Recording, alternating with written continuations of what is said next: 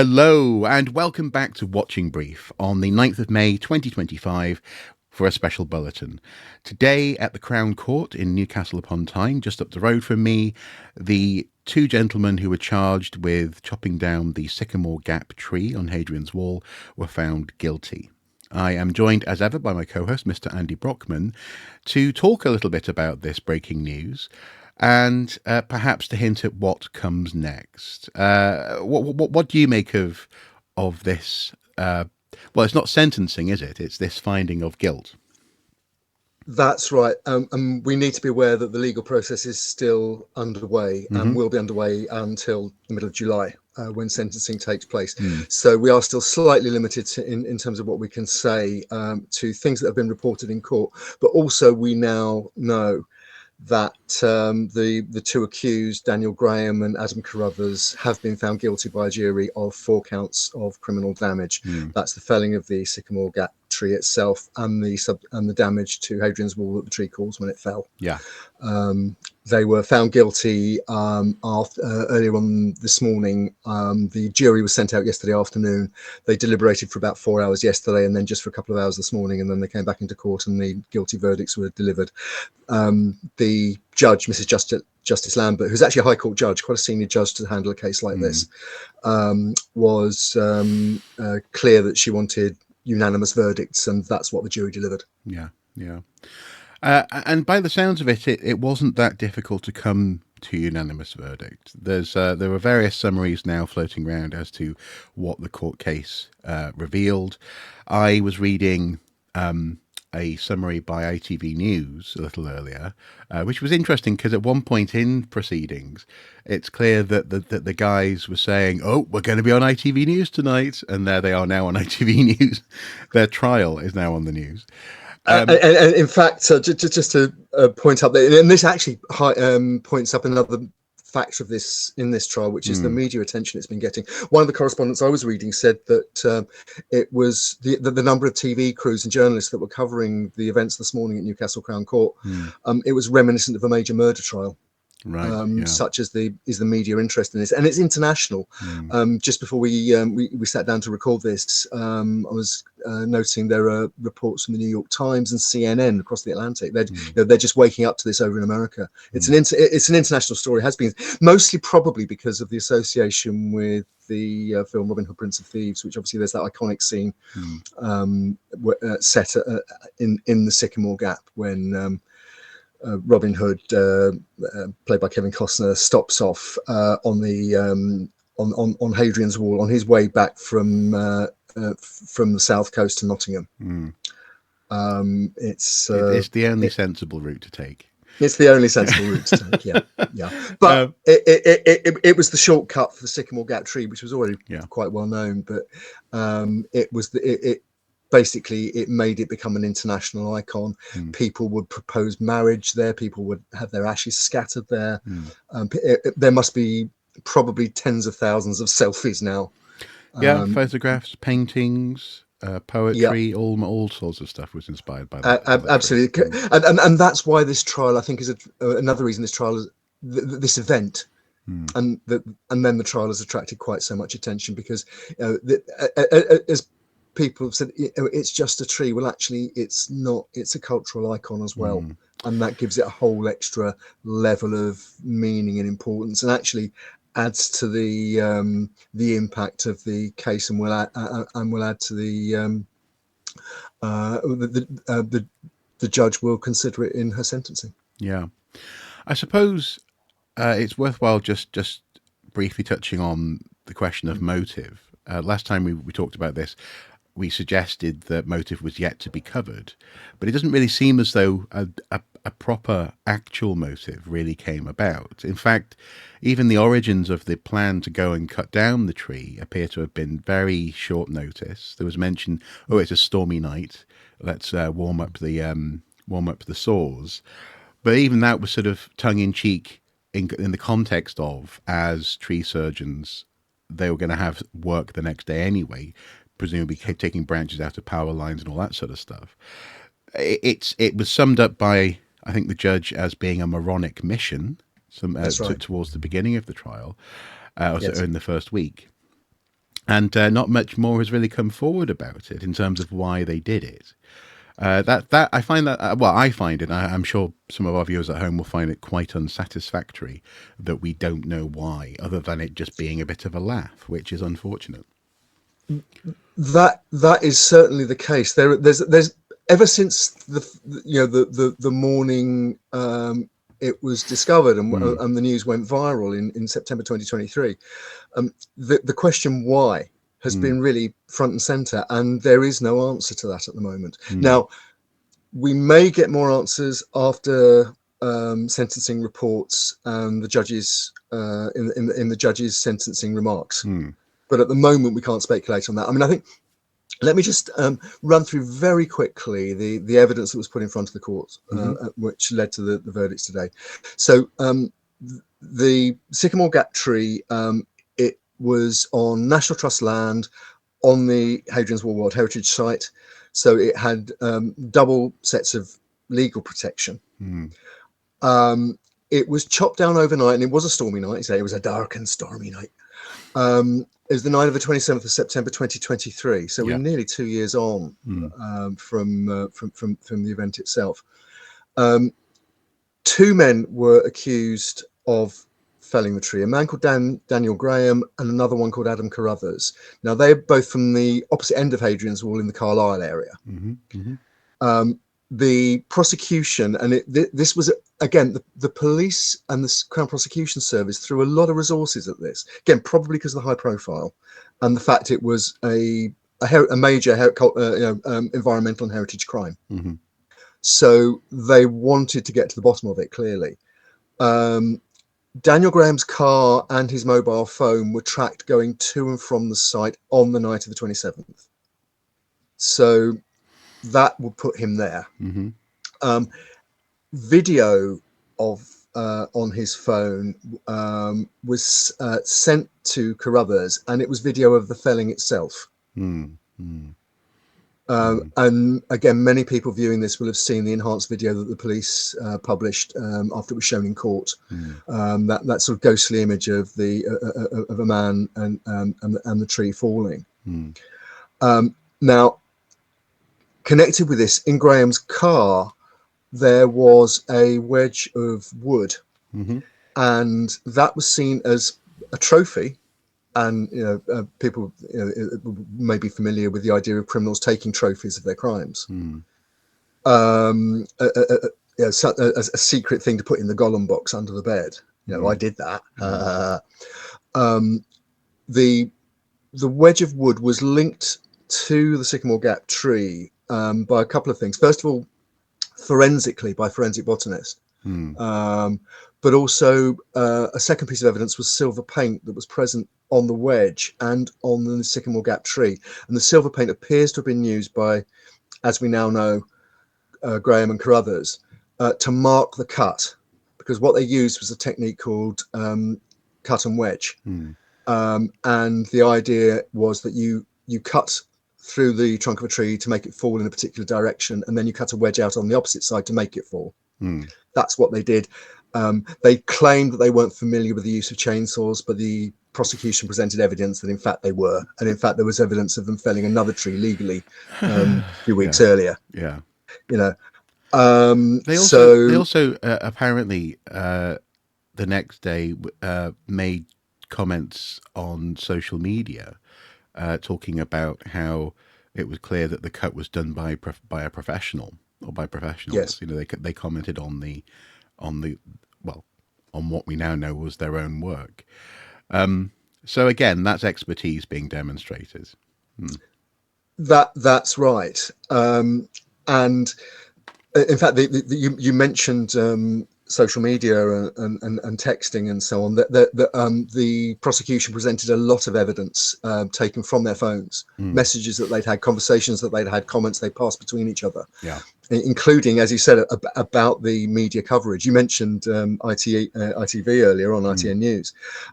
Sky News have been playing excerpts where they talk about, there's a voice message where one of the men talks about, we're on Sky News now, in real time. And in other there's another voice note. Adam Carruthers described them carrying out an operation. Mm. And at one stage, there's a slip of the tongue when one of them refers to we, and then said in court that actually they meant they or whoever had done it, not we. Yeah. That was said in a police interview. Mm. And there's other things as well. Carruthers, his phone was tracked going past the tree earlier the same day. Prosecutors had argued that that was a reconnaissance, a recce. Carruthers argued that he was just going shopping, and the jury obviously chose not to believe that. I mean, it's not the widest part of England, but he decided to cross the country to go shopping. Okay. Yeah. Look, I mean, yeah. Everybody under English law, everybody's entitled to make a defence, and even if you and everybody else thinks you're banged to rights, you're absolutely entitled to take it to court, put it in front of a jury, and make your defence, which they did. Yeah. That may have an impact on sentencing. I'll come to that in a minute. I mean, the other thing is that they were known to be associates, to be friends. They'd worked together previously,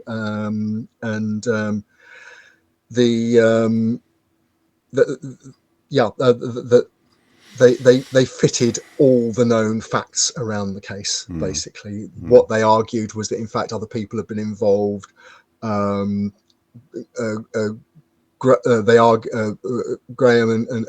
and Carruthers argued about who was actually responsible, tried to blame each other for various aspects of the case. And basically, the whole thing comes across as pretty chaotic. But as I say, we may find more when the judge makes her remarks at sentencing. Okay.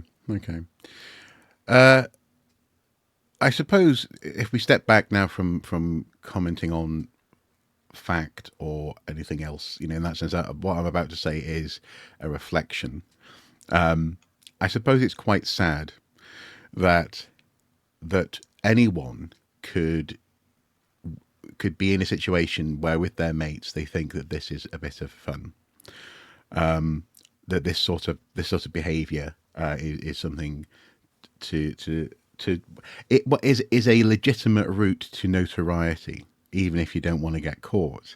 And you hear about some people who are very seriously unwell will think that becoming a notable criminal is akin to being famous, and it doesn't sound as though these guys were necessarily wanting to be notable criminals, but they certainly seem to enjoy the coverage that their behaviour was getting. And they seem to enjoy the coverage that they were getting until it became actually dangerous for them. Now, I think at this point it's worth saying that, and again, we're not placing any value judgments. This is just factual information that was placed in front of the court and then the media subsequently this morning. And that is that Daniel Graham has been in custody since around Christmas. This wasn't made public until this morning. Okay. And one of the reasons he'd been remanded in custody was, to use the judge's phrase, for his protection. Okay. And he is also facing a mental health assessment prior to sentencing.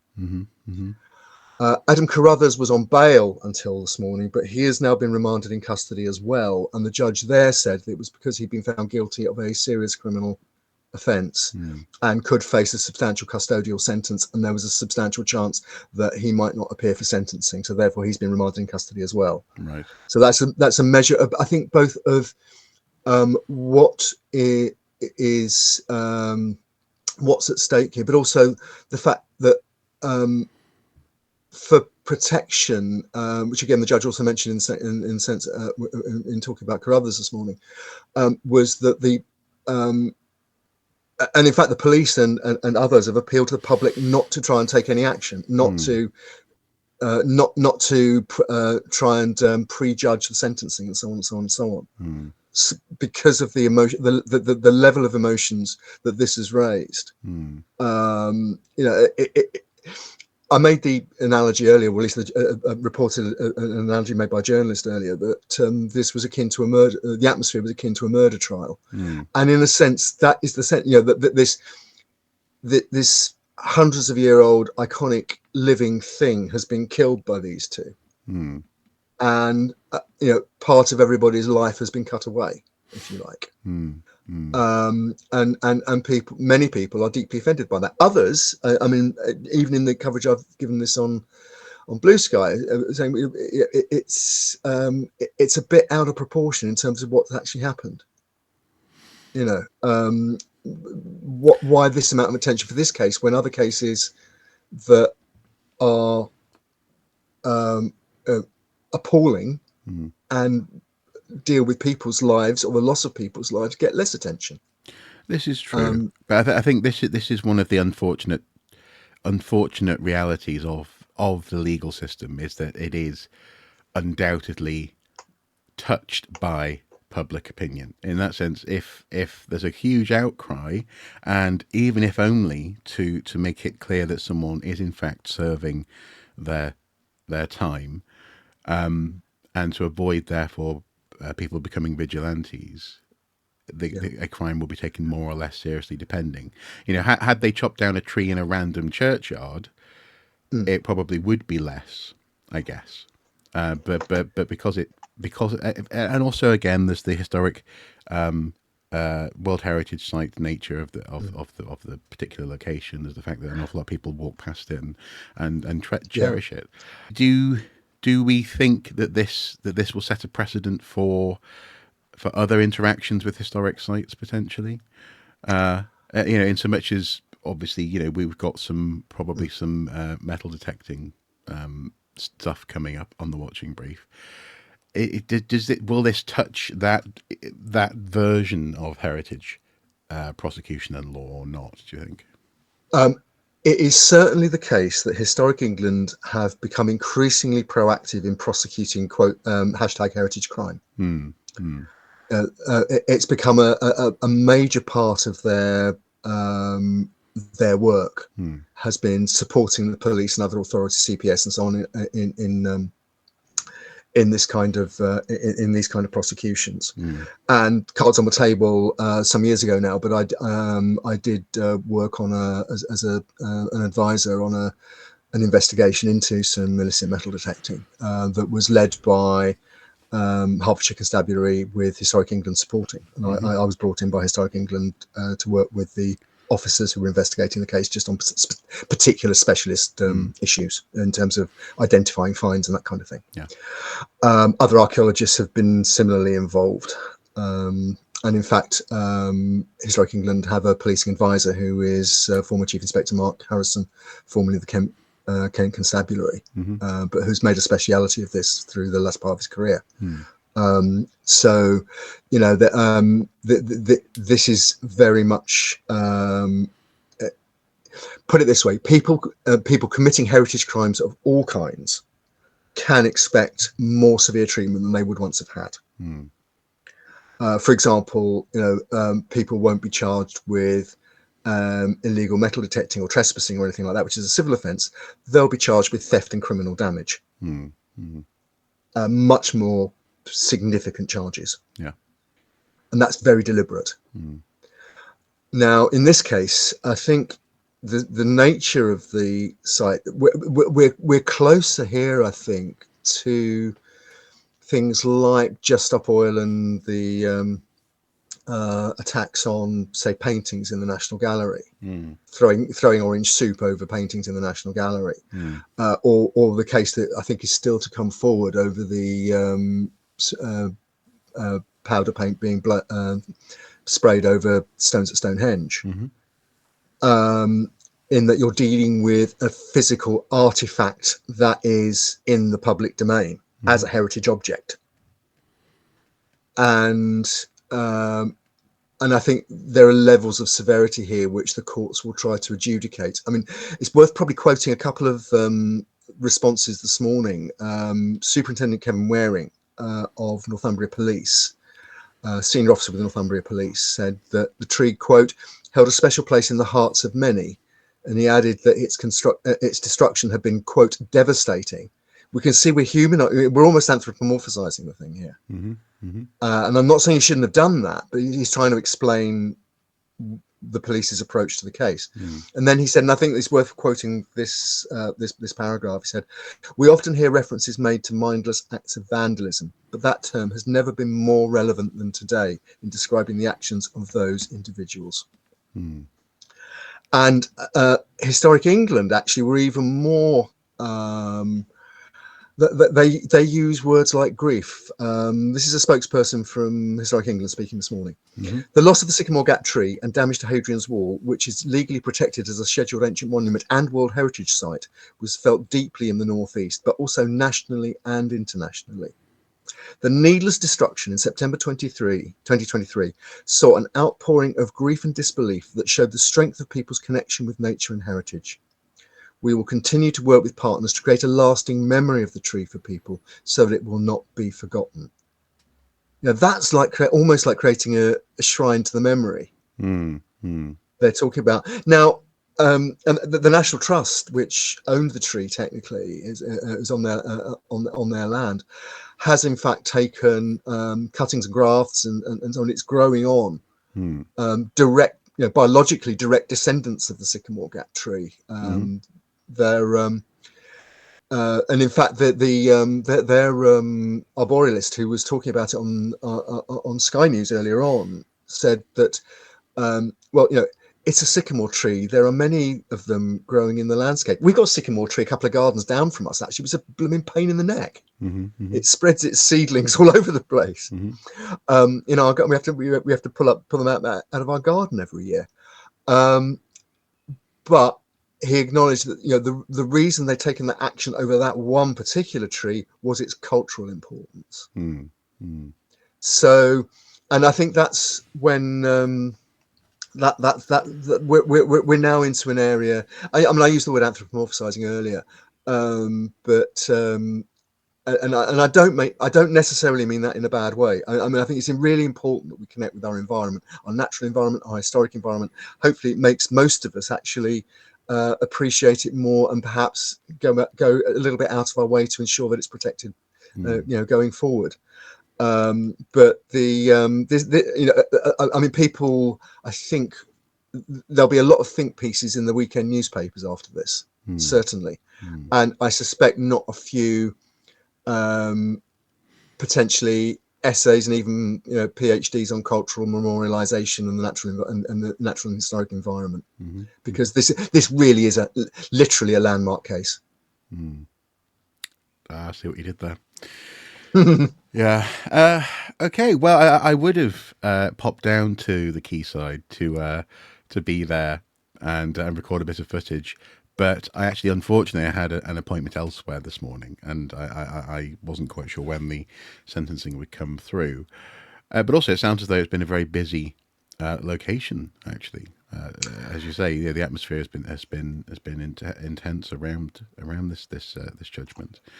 Well, I think we can forgive you for not being down there to get the scoop, because it looks like most of certainly the national media were down there, if not the international media too. So we're happy to report this one and remove. I think what you will be able to do possibly is, because we'll know when that's happening, although it's actually likely to be televised, is sentencing on the 15th of July.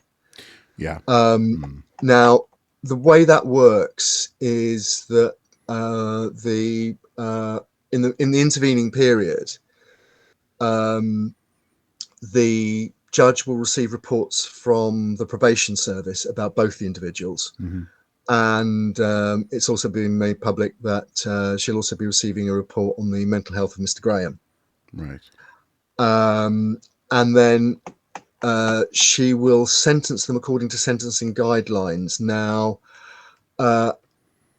they were charged with criminal damage, and under the Crime and Disorder Act and the Criminal Damage Act, under current sentencing guidelines, damage exceeding £5,000 can result of anything up to 10 years custodial in prison. Now, it's unlikely they would receive, most of the legal pundits suggest it's unlikely they'd receive a sentence that's quite that severe. But although, and in fact, the damage to Hadrian's Wall, the cost of the repairs was assessed at just over £1,000. But there was an assessment of the value of the tree, which was as high as just over £600,000. That was argued down to around £400,000, and it wasn't actually presented as evidence in court. It's been made public again this morning that valuation had been given, and it's so that may not have quite as much weight, though, as the fact that it was a heritage and cultural crime, because aggravated criminal damage under sentencing guidelines merit a tougher sentence. So and in fact, heritage, i.e. damage to Hadrian's Wall, was added to the sentencing guidelines a few years ago, partly through the efforts of the Heritage Crime Initiative from Historic England. So the fact that the two gentlemen concerned have been remanded in custody may suggest that they may be looking at a custodial sentence of some kind based on that those assessments. But as I say, we won't know until the judge addresses the court again on the 15th of July. Okay, so a little over 2 months, I guess. Yes. Yeah, okay. Well, we shall obviously report back on that as and when that happens, and we shall see you next week for perhaps more on this story if it unfolds over the weekend, but certainly a full episode of The Watching Brief. Until then, do take care. Do comment below if there's any other stories or any aspects of this story that you'd like us to be aware of or to address. And also do consider bunging us perhaps coffee for Andy over on his Ko-fi account, or supporting us on Patreon to continue bringing you little bulletins and tidbits from the archaeological news world. And like, share, and subscribe to the YouTube channels. Yes, exactly. It's a little. I'm a little bit sad. I think, this, as you say, this has been an unfortunate case, and one of the things that I'm looking forward to is not having to try and make the case, as it were, in public to random people on social media that this was worthwhile taking note of. I think that this, as you say, the fact that they're guilty and the fact that they've been kept in custody shows how serious this was, and I think that's something to bear in mind. Until next time, do take care, guys. Bye-bye. Bye-bye.